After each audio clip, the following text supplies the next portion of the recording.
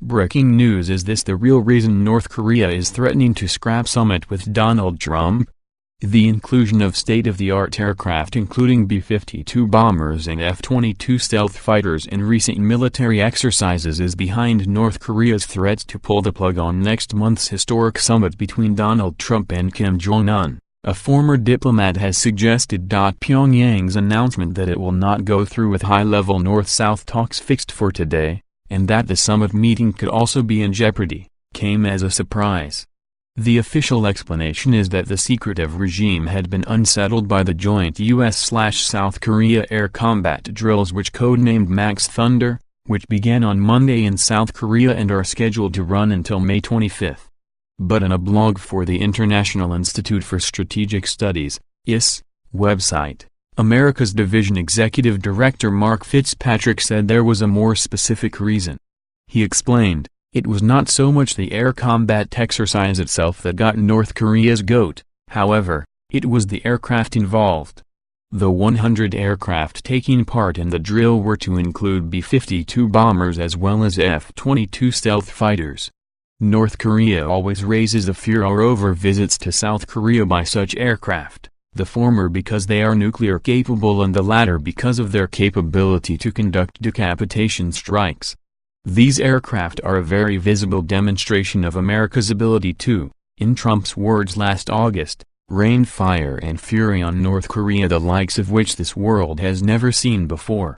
Mr. Fitzpatrick quoted South Korea's Yonhap news agency as reporting that while the F-22s had already taken part in air maneuvers, the B-52s may not do so after all. He added, "This would be wise.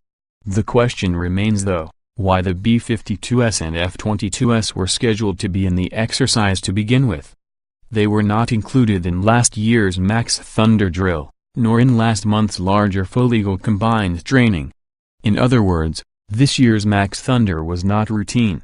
With diplomacy blooming and arrangements in train for a summit less than a month away, why rock the boat? Maybe it was just a screw-up. Given the number of missing pieces in the U.S. government at present, mistakes are bound to be more frequent. More likely, however, some Trump administration tough guys deemed the B-52 flyovers to be a useful signal to North Korea that America was not going soft, as some commentators have been suggesting. If so, the tactic backfired when the North Koreans showed that they, too, can play this game. They must have already been irritated by Trump's triumphalist tone about having coerced Kim into agreeing to give up his nuclear weapons. Mr. Fitzpatrick also pointed out that hours after Pyongyang's initial announcement, North Korean diplomat Kim Ki-gwan had warned the summit was in jeopardy if the U.S. continued to insist on North Korea unilaterally giving up its nuclear program, as National Security Advisor John Bolton has suggested. He added, "Bolton's tactics overshadow the more appealing message being promoted by Secretary of State Mike Pompeo, who enthusiastically describes the economic benefits that complete, verifiable and irreversible disarmament, (CVID), could bring the North. The U.S. surely can keep up maximum pressure without rubbing Kim's nose in it."